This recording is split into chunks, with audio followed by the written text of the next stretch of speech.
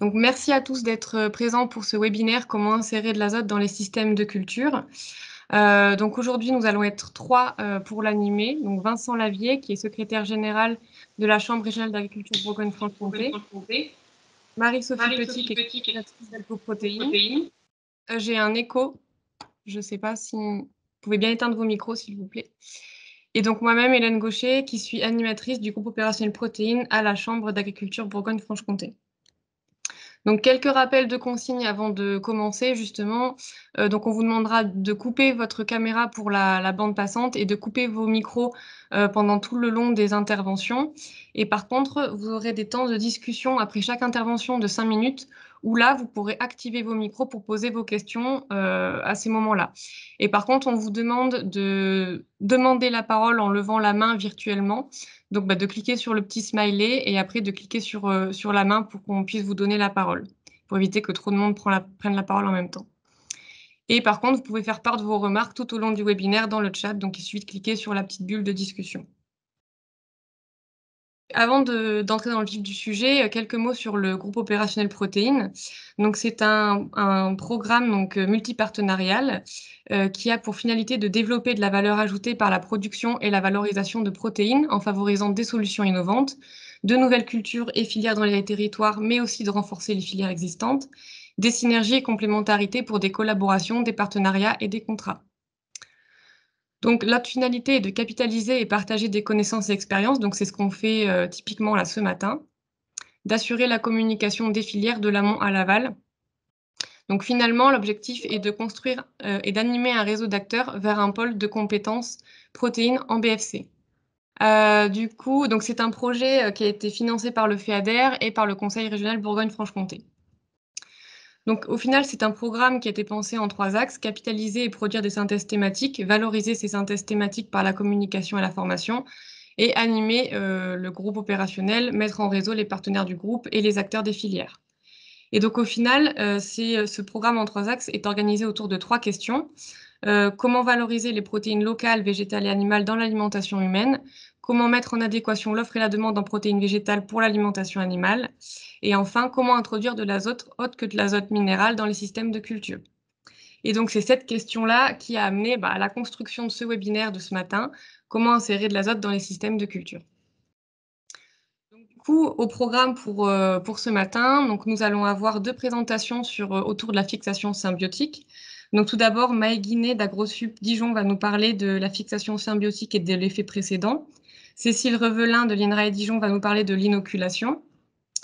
Ensuite, Claudine Ferranet des centres de ressources de captage va nous parler sur les pistes pour réduire les pertes en azote.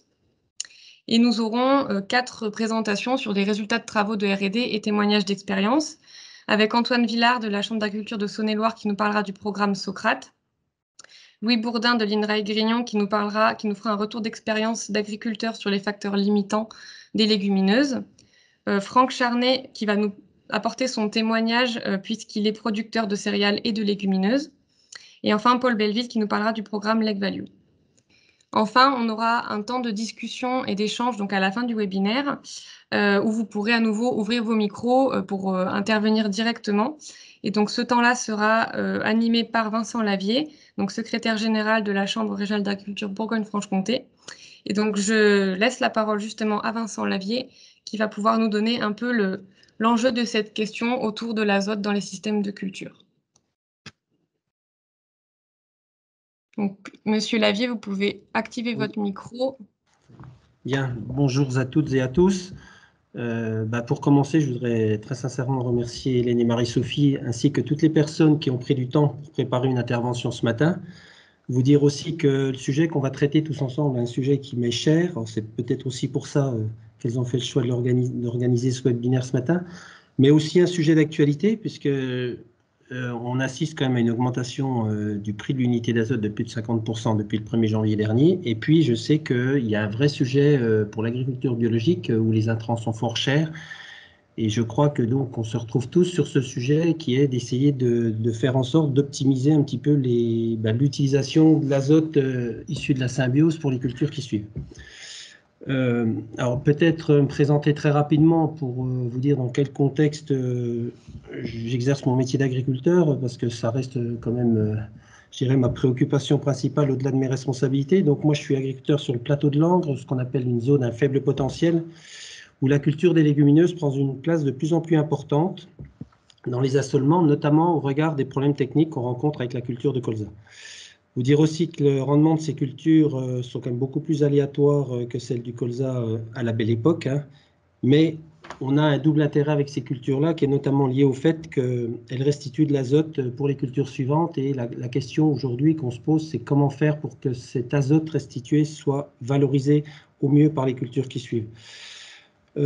Aujourd'hui, ces cultures-là ont une importance quand même relativement importante sur mon exploitation, puisqu'elles couvrent 70 hectares de pois et une quinzaine d'hectares de luzerne. Ça représente quand même, je me suis amusé à faire le calcul, ça représente l'équivalent, enfin une économie de 2 camions d'azote liquide pour les cultures en place, mais aussi une économie substantielle pour les cultures qui suivent. Et c'est sur ce sujet-là qu'aujourd'hui j'ai le plus d'interrogations. Alors, mes interrogations, elles se concentrent autour de 3 questions principales. La première, qui est celle d'optimiser, je dirais, la fixation symbiotique. Y a-t-il des différences selon les espèces? Quand est-ce qu'il faut inoculer ou pas? Et puis, une autre question qu'on se pose, parce que quand on a des rendements aléatoires, on se dit que peut-être que la fixation symbiotique peut être aussi un peu plus aléatoire. Et donc, y a-t-il une relation entre le rendement en grain et la quantité d'azote fixée? Ensuite, l'autre sujet, c'est d'essayer de réduire les pertes entre les deux cultures. Et puis la dernière question, c'est comment on optimise la valorisation et l'absorption de l'azote par la culture suivante. Donc, on aurait besoin éventuellement de clés pour essayer de piloter au mieux la gestion de l'azote derrière une légumineuse. Y a-t-il des tendances en fonction des scénarios climatiques sur la disponibilité de ces azotes?